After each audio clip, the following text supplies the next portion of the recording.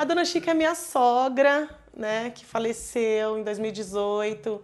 Então, quando o Beto olha para cá e fala que cabe um espaço cultural nesse lugar, a primeira coisa que veio na cabeça foi homenagear a mãe dele, né, que foi uma pessoa assim muito maravilhosa na minha vida. As pessoas falam que sogra é segunda mãe, mas para mim não é segunda mãe. Dona Chica era minha amiga, minha parceira, que se tivesse ficado do meu lado enquanto o filho dela, ela ficava do meu lado. É uma pessoa que, assim, foi muito companheira. Uma mulher totalmente empoderada, uma feminista que nem sabia o que era ideia feminismo, né? Uma mulher que falou assim, não, peraí, eu não preciso de macho nenhum, eu não preciso de homem escroto, bêbado, me maltratando para eu criar os meus filhos, eu vou criar sozinho.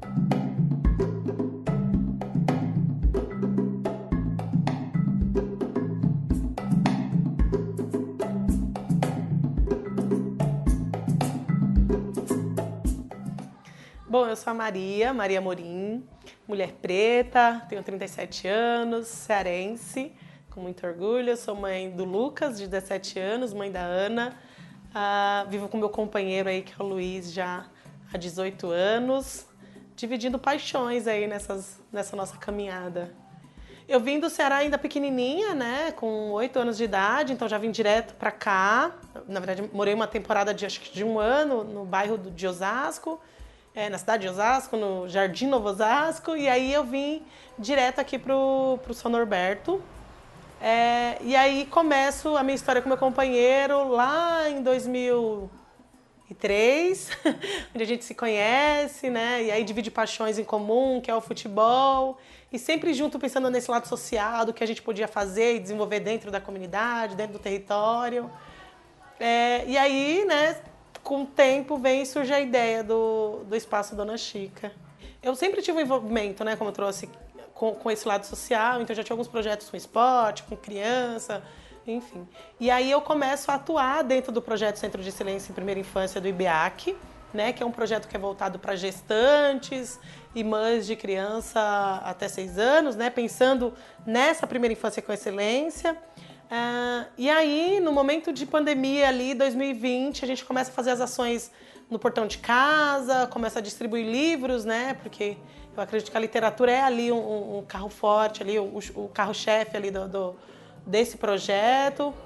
E aí, a gente olha para frente de casa, tinha esse espaço aqui totalmente abandonado.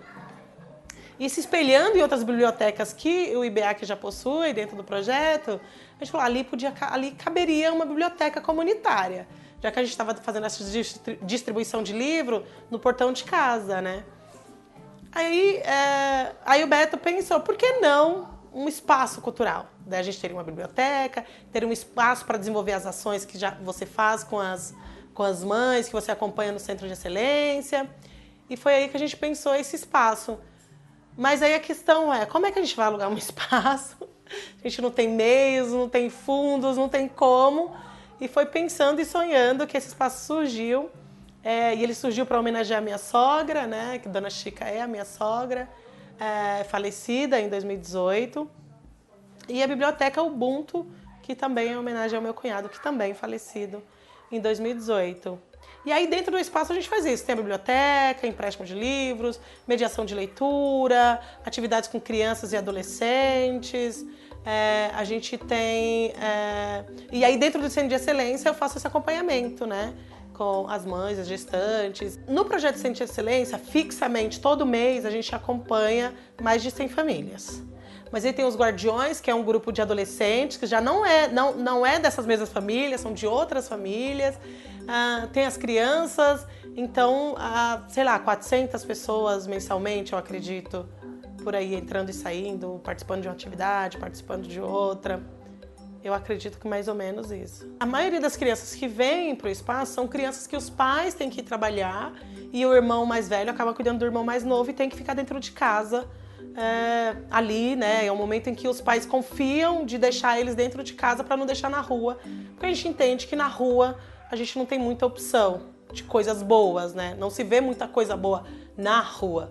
Então, o espaço é mais um espaço, né, para que eles venham desenvolver atividades, venham crescer, venham entender um pouco mais de literatura, ter vontade de ler mais. Então, ter um espaço como esse dentro do território, dentro da comunidade, um espaço acolhedor, é transformador. A gente está tirando crianças das ruas, né, para ficar aqui, acolhido, lendo, brincando, se divertindo, plantando, colhendo, aprendendo sobre permacultura, aprendendo sobre carta da terra. Então, a gente faz diversas atividades com essas crianças aqui como uma opção mesmo de inclusão social, né, que é uma coisa que a gente não vai achar na rua, em qualquer lugar. Então, um espaço desse, para mim, tem uma importância gigante. Eu queria ter tido um espaço desse na minha infância. No primeiro momento, né, sonhando lá, eu fui lá, comentei num programa de TV e aí conseguimos ganhar aí um valor que a gente conseguiu locar aqui durante um ano e meio. Depois desse período, durante uns 4 ou 5 meses, o Beto, que é meu companheiro, conseguiu manter esse aluguel sozinho. E aí hoje o Centro Popular de Desenvolvimento, que é o CPCD, que é uma ONG que é parceira do IBEAC, né, do Instituto Brasileiro de Ensino e Apoio Comunitário, que atuam junto aqui no território de Parelheiros, são 2 ONGs parceiras. Então hoje o custo do aluguel é por parte dessas ONGs.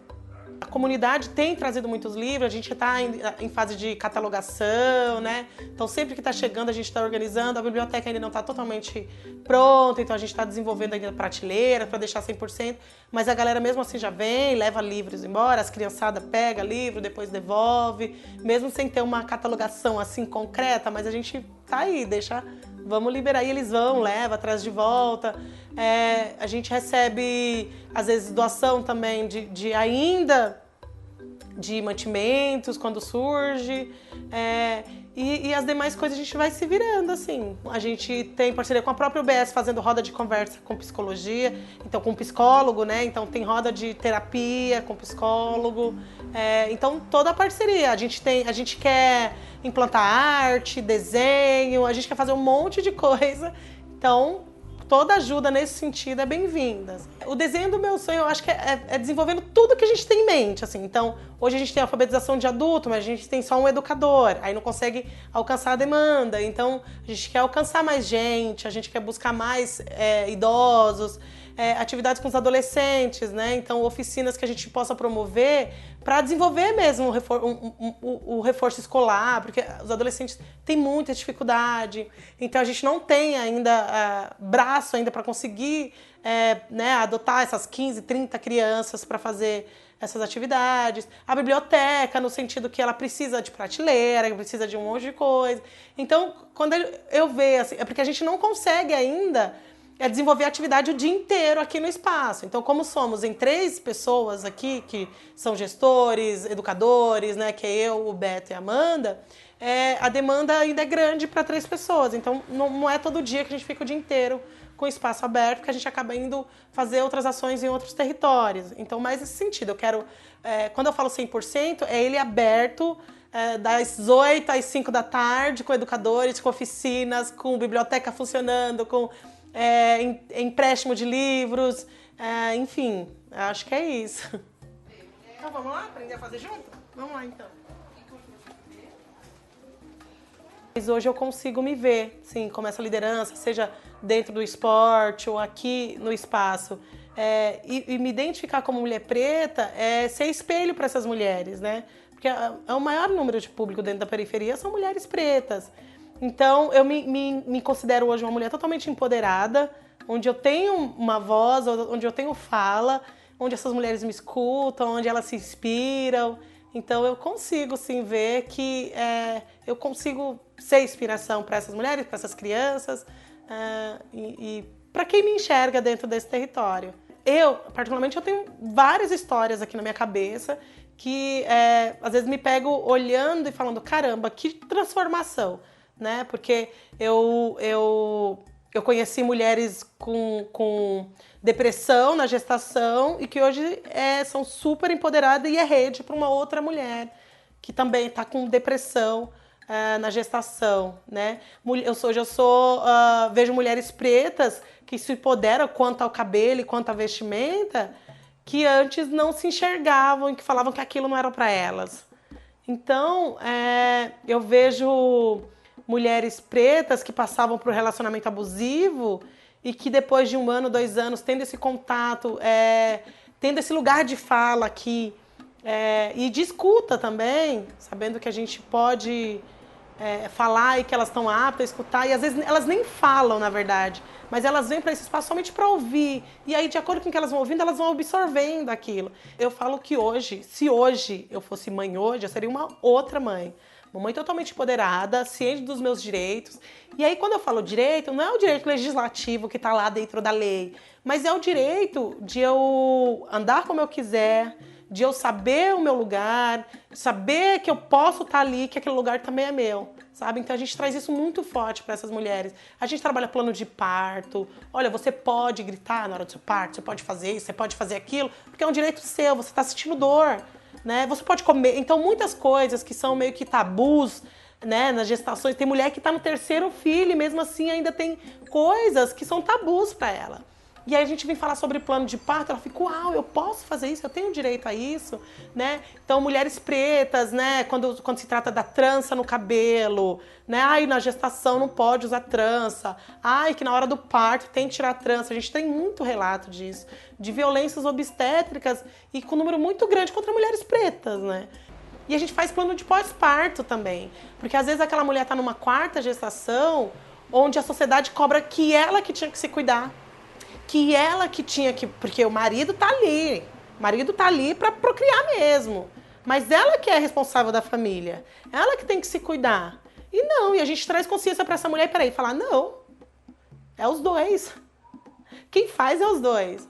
Então os dois têm que ser responsáveis disso.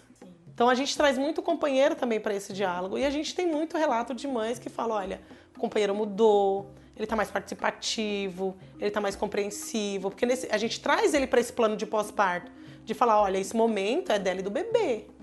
Quem vai fazer a janta? Quem vai cuidar do bebê enquanto ela toma banho? Vamos pensar numa rede aí. Essa mulher ela não pode estar sozinha nesse período. Ela não amamenta sozinha. Ela tem que ter alguém. Então a gente traz consciência para a família inteira mesmo, né? E aí eu diria que hoje, se eu fosse mãe, né, se eu engravidasse dos meus adolescentes hoje, eu seria uma mãe totalmente diferente. A gente sonha, né? Tá longe, mas a gente sonha. A minha filha, ela eu não sei se por olhar, por observar quem são os pais dela, porque a gente dialoga muito, a gente conversa muito, a gente faz roda de conversa em casa, fala, peraí, vamos conversar. E ela é uma menina, ela tem 12 anos, ela é uma menina muito empoderada, onde ela já sabe quais são os direitos dela.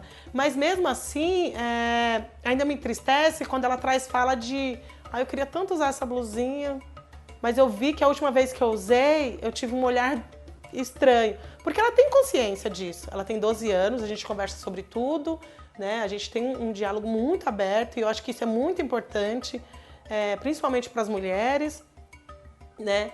Mas é muito, isso me irrita. Eu lembro dessa fala dela, quando a gente ia sair, não lembro exatamente para onde, e ela queria colocar uma blusinha, que ela já tinha usado uma outra vez, mas ela tinha percebido olhares diferentes sobre ela. E aí, aquilo me trouxe muita raiva,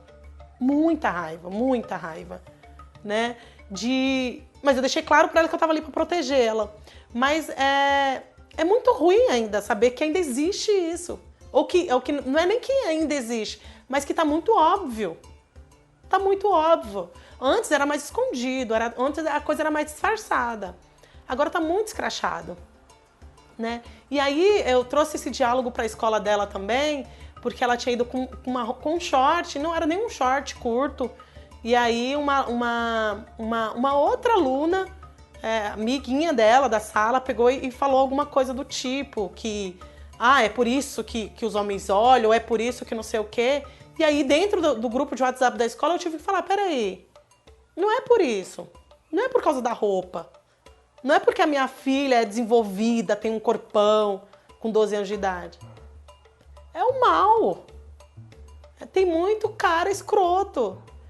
Então, não é a roupa que vai mudar esses caras. Então a gente tem que ensinar, a gente tem que ensinar aos nossos filhos. Quem vai mudar é quem está chegando hoje. Se isso for mudar, vai ser para os meus netos, para os meus bisnetos. Eu não acredito que isso mude para minha filha. Mas é uma brincadeira que está muito ligada no que a gente trabalha, no que a gente fala. Dessa atenção, do momento presente, de estar presente em qualquer lugar.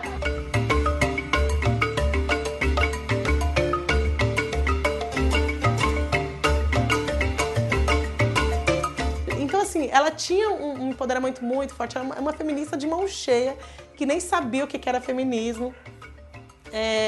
E era uma parceira, assim, eu aprendi muito. Eu acho que o que eu aprendi muito, o que eu aprendi hoje, né, eu devo muito à Dona Chica, assim, a mulher que eu sou hoje, mãe que eu sou hoje, a companheira que eu sou hoje, eu devo muito, assim, à Dona Chica.